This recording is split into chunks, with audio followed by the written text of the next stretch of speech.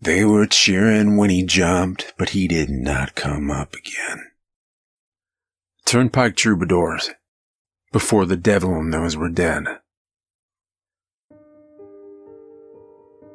I remember one time growing up when my best friend David asked if my grandparents were still living.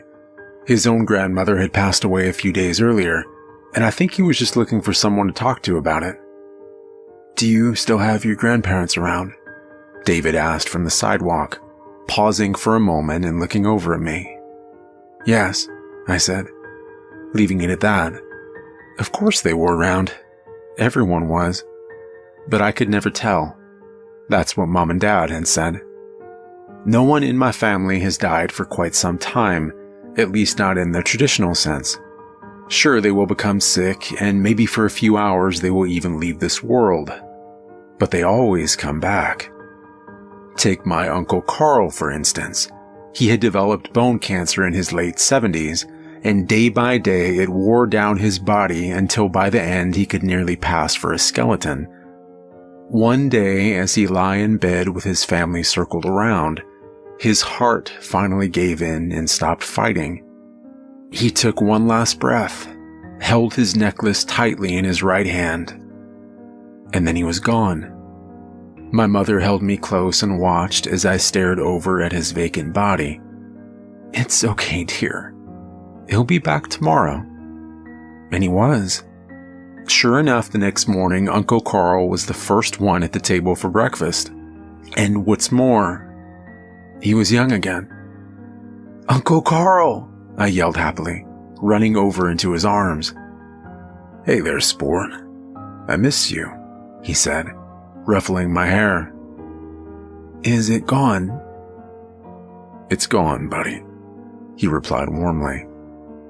I didn't ask, and I'm not sure that even he knew the exact age he now was, but he appeared to be in his early 30s. It's different every time. I like to think that maybe you come back at the age you were most happy, but that's just speculation, really. None of us know why you come back the age you do. All we know is that you always come back. That is, until recently. My great-grandfather Isaac was the strongest of us. He had been a coal miner and had seemingly come back in his best physical condition. His shoulders were broad and wide, and his arms thick and muscular. He still wore the same dusty pants and cloudy gray jacket that no doubt came from the old days. He would even wake up wearing a cracked mining helmet that looked to be over 100 years old. I could hear him swearing every morning. "Son of a sore neck again on this cursed thing," he would yell through the house, throwing his helmet angrily against the wall on the other side of mine. I always chuckled. That was one of the peculiarities with the family. Once you died and came back, you always woke up every morning wearing the same set of clothes. It seemed to be chosen at random, as far as we could tell. I was particularly embarrassed one day when, upon entering my great-aunt Natalie's room, I found her wearing a bright red negligee and a black top hat. Needless to say, I left the room immediately. I'm not going to ask about that one. But I digress, and back to the main story. I'm 18 years old now and was due to leave for college this week when Grandpa Isaac went missing. Maybe more accurately still, he never showed up. That morning, when our family sat around at the breakfast table, I noticed his seat was empty. I wouldn't have thought much of it had it not been for the surprised look of fear from my remaining family. "I'll go," his wife had said, quickly rising from her chair and leading 3 or 4 family members upstairs to his room. He wasn't there either. We held the funeral 3 days later. I had never been to one before. His wife, my grandma, gave the eulogy, and I wish I could remember more of what she said, but I was too shaken up. I had never experienced death before, and as she stood up in front of us, I only recall her saying one thing: "Death seems to have found us again." After it was all over, she took my hand. "Come with me," she said softly, leading me up the old creaky stairs that led to the attic. She unlocked a dark wooden chest I had never seen before and pulled out something small that was wrapped tightly. "You need to know." That night, I walked with her from door to door and window to window. At each, she would recite a set of words. I'm still learning Latin, but upon asking, she told me the approximate translation. Death is not welcome here. The chest had contained an ancient vial of liquid. Sky blues, forest greens, and taxicab yellows seemed to swirl endlessly and with purpose, and I held my breath in wonder as I walked behind her through our home. She would recite the words and then close her eyes, dip her index finger into the old vial, and use a small portion of the liquid to draw a small symbol. The liquid seemed to glow more brightly upon contact with her skin, and when the symbol was drawn completely, it would shine as well. We double-checked that every door and window was covered. They were. Upon our completion, the rest of the family was then in charge of taping up the windows with dense black paper that made it impossible to see through to the outside.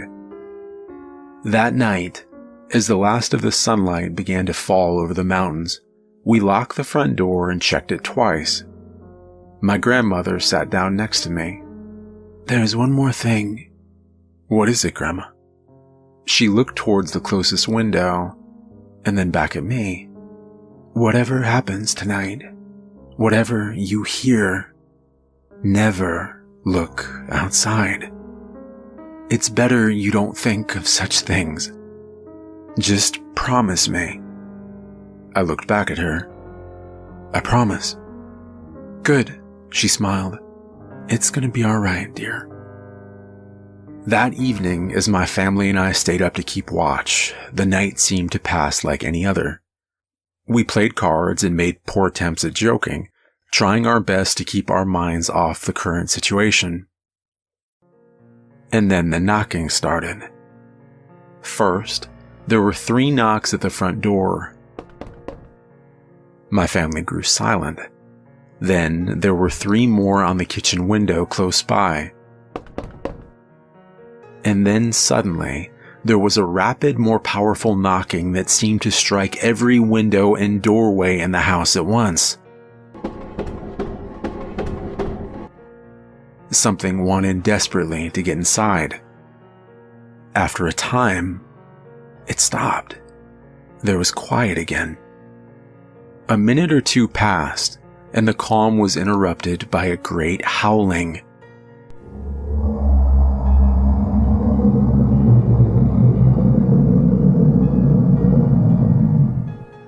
Our heads looked up almost in unison towards the ceiling as we strained to hear the distant noise. It came from directly above us, far off in the sky. The howl could be heard echoing throughout the house and seemed to shake the very foundation. And then, as quickly as it had started, it was over. It was like none of it had ever happened, and a sense of relief came over my family. We had survived, but there was a problem. Later that night, I awoke to the sight of 2 blue eyes staring down onto me. It was my nephew Ewan. "You scared the hell out of me," I whispered angrily over at him. And then he began to sob, first softly, and then uncontrollably. I know I shouldn't have, he cried, burying his head into my chest. "It's okay," I said warmly. "It's gone now." The crying stopped for a moment as he looked up at me innocently. "When the thing knocked on my window, the paper must have not been taped on good enough, and..." My heart filled with dread as he continued. "And I saw its face looking back." "What's gonna happen now?" he asked. I looked into the bright blue eyes that belonged to my 8-year-old nephew Ewan, and I answered him truthfully. "I don't know."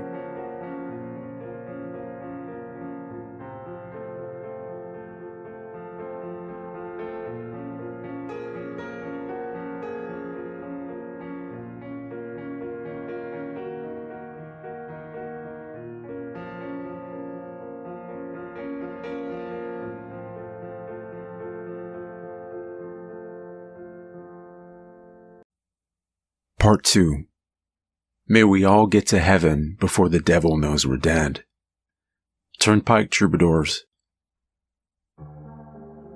"What's going to happen now?" he asked. I looked into the bright blue eyes that belonged to my 8-year-old nephew Ewan. "I don't know," I answered truthfully. And I didn't know. How could I know what was going to happen next? "Why the hell would you?" I suddenly saw the fear in his eyes and came to my senses. Instead of yelling, I hugged him. "It'll be okay, buddy. We'll ask Grandma for help," I said, trying to calm him. "You won't let anything bad happen to me, will you, Stephen?" I forced a smile. "I won't let anything bad happen to you." Checking the alarm clock on the old antique bedside table next to us, I saw it was nearly 2 hours past midnight. "Now come on, let's go wake her up," I said, patting him on the back. He smiled genuinely, and as he did, an ominous feeling seemed to pass across me. I suddenly knew that none of this could end well. For a brief moment, I understood that when Ewan had looked at whatever ghastly figure had been on the other side of the window, it had sealed the fate of himself, myself, and possibly even that of our entire family. But perhaps it wasn't entirely his fault. This had started with the death of our grandfather Isaac. Something dark had finally found us. Maybe whatever it was could sense the happiness and innocence of a family that had lived without a fear of death, that had lived without that inevitability hanging over it. That inevitability, my mind repeated. Death can't be cheated. And your family has cheated me for too long. Stop it, Stephen, I told myself angrily, pushing those thoughts back into a deeper recess of my mind. I took a breath and opened the door to the hallway. It seemed darker than usual, and a certain musty smell hung in the air, almost like the smell of... Stop it. We walked quickly down into the darkness and towards my grandmother's room, ignoring the thick silence. When we got there, the door was already wide open. "Stay close to me, Ewan," I said, before realizing he couldn't have been any closer if we had been tied together. He was terrified. "Grandma?" I said, trying to muster a courage that wouldn't come. This felt wrong. Everything felt wrong. As I stepped slowly into her room, I saw that a small lamp was flicked on near her bedside. The bed was empty. "Grandma?" I called out again, this time with even less courage. I somehow knew she was gone. I could feel it. "She's not here," I said, looking down at Ewan. "Come on." We knocked on the door to Uncle Carl's room, which was a short ways down the hallway. "Uncle Carl?" I called out through the door. Nothing. Opening the door quietly, I saw that his bed was empty as well. "Where is everyone?" Ewan asked, looking up at me. "I don't know." The noise that came next almost brought on a heart attack, even though I was only 18. I could feel my heart tense, and then my breathing stopped. A great howling boomed against the walls around us.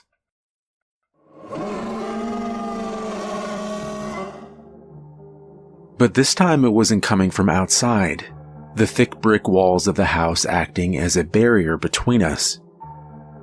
It was coming from inside the house. It was even louder the next time, and it held a power within it. With each howl, items in the house around us would shake and then fall weakly onto the floor below. First, a mirror shattered far too close to Ewan.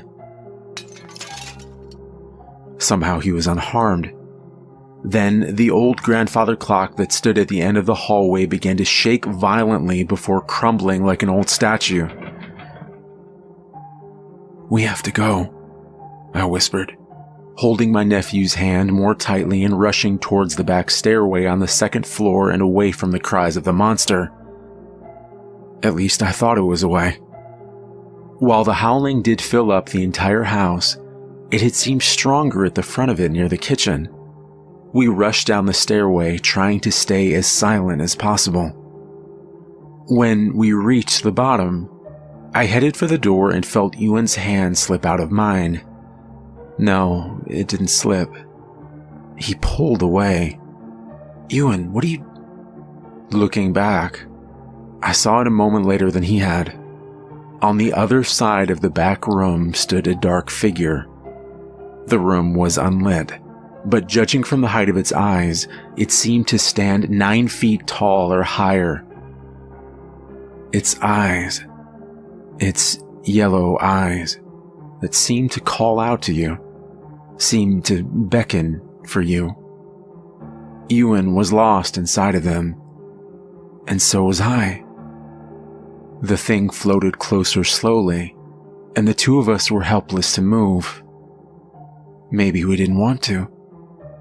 I'm not sure what would have happened next, if not for the strong hand that clasped onto my shoulder, and the bright light that seemed to blind the monster for a moment. It howled wickedly as if wounded, and its eyes looked away.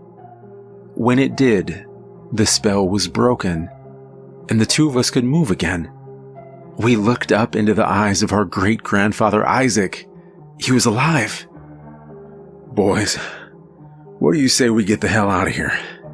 he said, pulling the two of us through the doorway and into the cold air of the night. The thing recovered and howled once more as it made its way towards us, but Isaac shut the door quickly and braced his back against it. His eyes were wide as he called out, "The vial!" And suddenly I realized that there was a small container of liquid lying on the ground in front of us. The door seemed to crack and bend as the thing slammed into it again and again, desperate to reach us. "Get the vial!" he screamed out again, his eyes even more desperate. An unexpected feeling of understanding came over me then, and I knew what to do. Picking up the vial, I opened it and dipped my index finger inside. As it touched my skin, there was a cooling feeling that came over my entire body. Maybe it was courage, I thought, as a determined look passed across my face, and I reached out for the door. I drew the symbol just as my grandmother had, and it glowed back brightly as if pleased. Then the slamming stopped, and the howling started up again.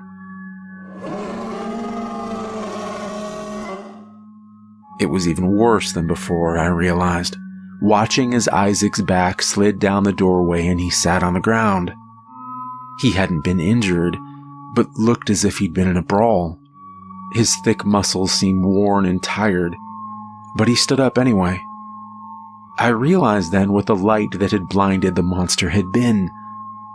The light on his old coal mining helmet. "It's trapped in there," he said, "but it won't hold for long." His hands reached out as he placed them firmly on our shoulders and stared down at us. "We have to go now." Not another word was said as the three of us ran towards the thick forest behind our home. Each step we took away from the house seemed to enrage the thing farther, and its screams followed us far into the darkness.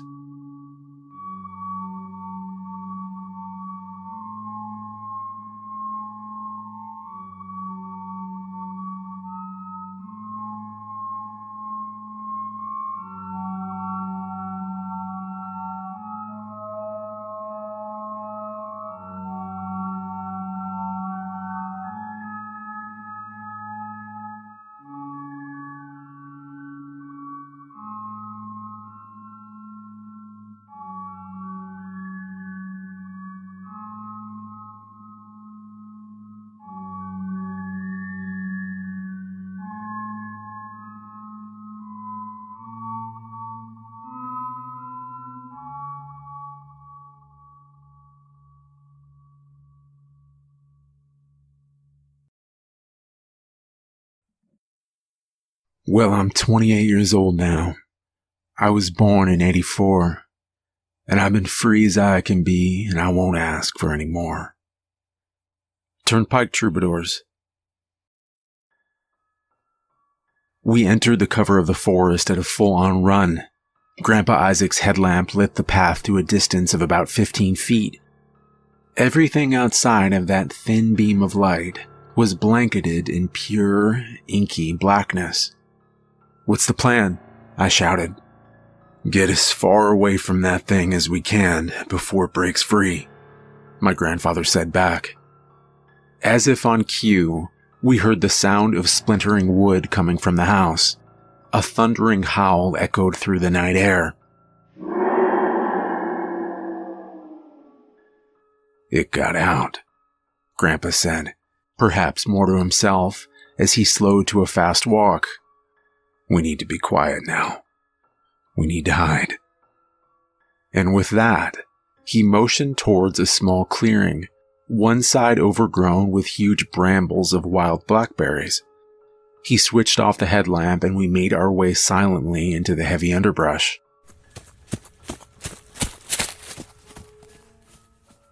We paid no notice of the sharp thorns catching on our clothes and bare skin. Listening intently, we heard it crash through the trees and onto the trail behind the house. My grandfather was right next to me, but it was too dark to see his face. I heard him turn toward us and whisper, "Don't move now. Quiet your breathing and try to keep perfectly still." We could hear the thing move clumsily through the forest, fallen branches cracking under its weight. It stopped at a fork in the path, and I swear I heard it sniff the air. Then, silence. I held my breath for what seemed like an eternity, craning my head forward to listen. Seconds ticked by, and then I felt a small current of air move across the back of my neck. A dawning dread flooded over me. Turning to warn him, I heard a startled surprise as talons sunk into both of his shoulders and Isaac was lifted straight up off the ground. He fought hard, and he must have done some damage because it dropped him from about 20 feet. He landed flush on his back, and I could see he was in a great deal of pain. By the time he was able to speak, Ewan and I were by his side. "Take the vial," he said weakly, placing it into the palm of my hand. As I closed my fingers around the small glass bottle, the creature hit me full force in the chest and I was thrown back onto the forest floor. It stood staring intently at me, and then it screamed. The sound was so loud that it shook the ground around us. Bits of leaves and branches flew past my head and I felt as though I was in the eye of a hurricane. It looked to be over 8 feet tall with huge leathery wings and the face of something out of a nightmare. Then it screamed again and turned back to my grandfather. Picking him up by the throat, it pulled him close until its face was only inches away from his.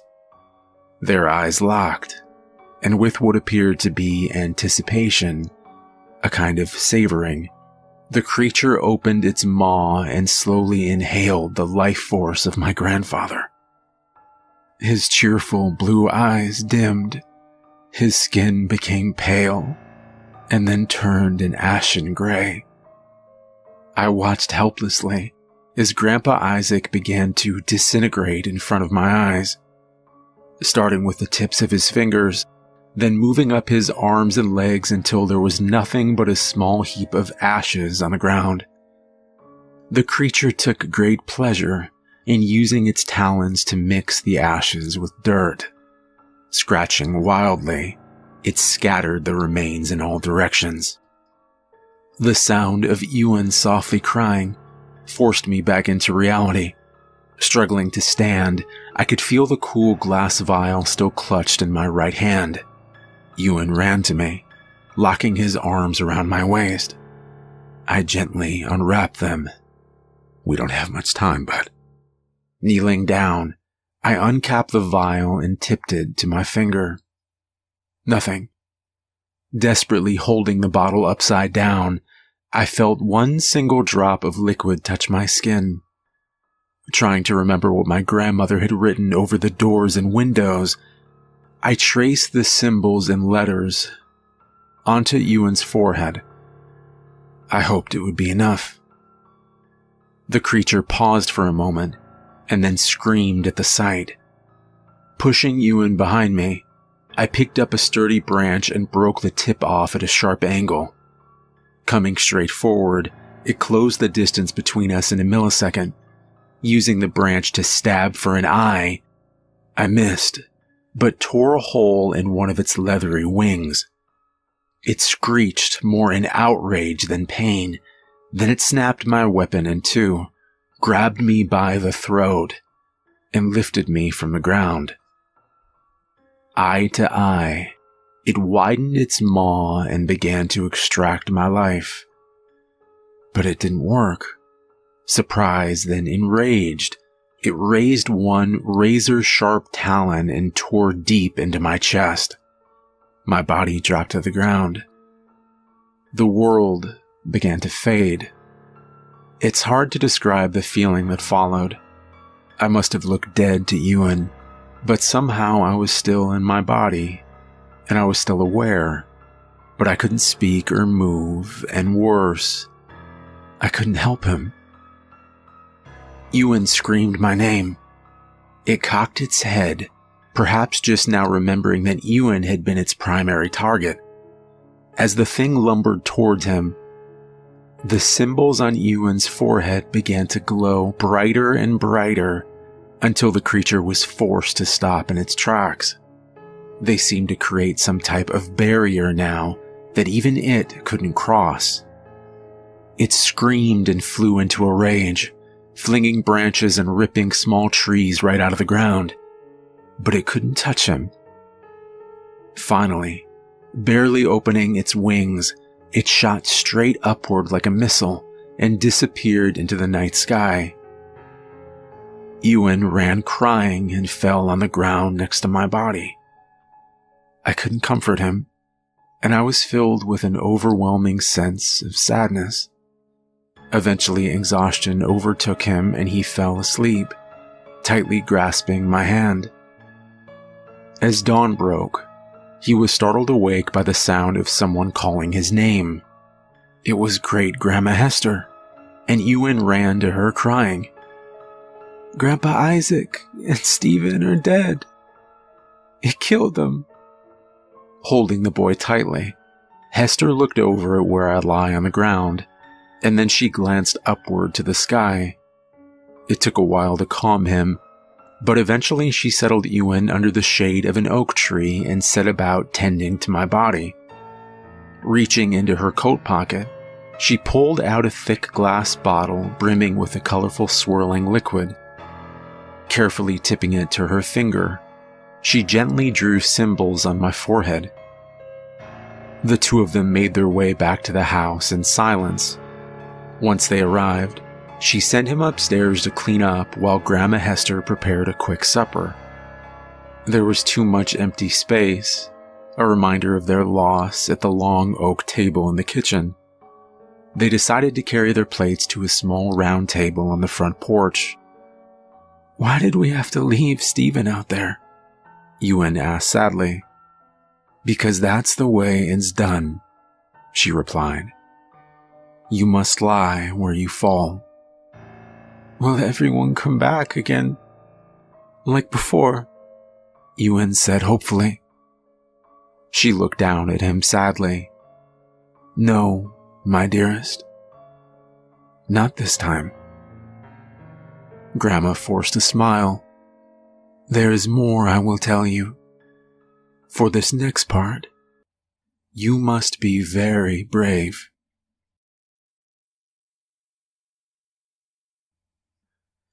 Still, let's leave the world laughing when our eulogies are read. May we all get to heaven, for the devil knows we're dead. Ewan watched his grandmother intently. She paused for a moment and then continued. This is the story of your great-grandpa Isaac. He grew up here in this very house, with his mother and father, aunts, uncles, and grandparents. Just like us, they did not worry about death. Isaac had 3 brothers and a sister. You didn't know that, did you? He didn't much like to talk about them. The time before. When he was 9 years old, his own great-grandfather disappeared and the family knew that death had found them. So they painted symbols over the doors and windows, sealed up the house, and waited. Hours passed and boredom must have gotten the better of Isaac. He went up to his room just like you, and just like you, he forgot to be afraid. Isaac peeked out of his own window that night. There was something out there, and it stared right back. The next morning when Isaac woke up, everyone was gone. He was alone. What did he do? Ewan asked breathlessly. What could he do? She replied. He was just a little boy, all alone and terrified. He moved some pillows and a blanket into the little pantry off the kitchen, and that's where he slept, crying himself to sleep most nights. He blamed himself, and he missed his family terribly. Ewan sat deep in thought. It's hard to imagine Grandpa Isaac crying. He's never been afraid of anything. That made Hester smile, but pain came with remembering as well. For a moment she thought of her husband and the life they had shared together. Pushing her own sadness aside, she continued, hoping he hadn't noticed the tears beginning to form. Ewan needed to be strong now. Well, she said, how do you think he got to be so brave? The strongest steel is forged from the hottest fire. Those hardest of times, that's what made him so strong. Climbing onto his grandma's lap, Ewan said, I'm so glad you're here with me. She looked sadly into his eyes. Well, that's the hardest thing, my dearest. I won't be able to stay. Just this night to get you settled. I'll be gone by first light. What? Ewan panicked. No, you can't go. Please. I don't want to be alone. I'm afraid I have no choice, my love, she said, holding him close as time passed and quietly humming a song that she used to sing to him as a baby. Ewan didn't understand why she had to go. I suppose no little boy can really be prepared for something like that. His grandma was here now, but by the morning she would be gone. She took his chin into her hand and smiled once more. Now I'm going to dish us out 2 big bowls of ice cream, but after we finish we've got some work to do. They ate their Rocky Road ice cream while Grandma Hester shared stories from her childhood. She even got a couple of smiles out of Ewan. When they finished, the great tour of the house began. First, they visited the little nail in the closet where she kept the key to the old trunk in the attic. The books and drawings were inside, explaining how to make the markings over every door and window. The fresh vial of thick glass was carefully filled to the brim with swirling liquid, wrapped and tucked into a pocket of the trunk. Also included were the handwritten instructions on how to make more. She even gave him a business card for the family accountant. He pays all the bills every month, no questions asked. Once a month he leaves an envelope with a little cash in the mailbox. If you need anything, if any problems arise, call him. Lastly, they walked into Great-Grandpa Isaac's room. Grandma Hester went to the top drawer of his dresser and pulled out something wrapped in old newspaper. It was a journal Grandpa Isaac had written as a boy to help get through the solitude and loneliness. It also detailed some of the fixes to ordinary problems around the house. By the time they were finished going over things, it was nearing 3 o'clock in the morning. Despite his worry, Ewan's eyes began to drift closed and his head began to nod gently. "It's time for you to get some sleep," Grandma said warmly, walking with Ewan up to his room and pulling a rocking chair to the very edge of his bed. He drifted slowly off as Grandma sang him to sleep from her rocker, watching over him and holding his hand for the last time. Some time passed, and Ewan's eyes opened quickly at the sound of rapid knocking on his bedroom window. Dread fell over him like a wet blanket, wrapping his entire body with a sense of inevitability. The rocking chair next to the bed still swayed gently back and forth, but Grandma Hester wasn't there anymore. The room was empty now, and darkness hung much heavier than before. 3 more knocks. Ewan didn't want to get up. He wanted to hide underneath the thick wool blankets and wait for it all to be over, but he found himself standing and walking slowly towards the window anyway. With each step towards the foggy glass, his mind desperately tried to turn away, to run back to safety. 3 knocks, louder than before, hungrier than before. Ewan watched his own hand disobey and reach out slowly to open the window. He wanted to scream, but his body wouldn't listen. Then the nightmare ended, for now at least. He woke to heavy rays of sunlight pouring in through the bedroom window. As reality dawned, he bolted straight up and flung his head to the right and reached towards the rocker. But it was empty. The thought of this big abandoned house gripped his chest like a huge weight pressing down on him. Laying his head back down on the pillow, he stared up at the ceiling and tried not to cry. Minutes passed, and suddenly Ewan started to imagine the smell of bacon frying. It seemed almost as real as the nightmare had been.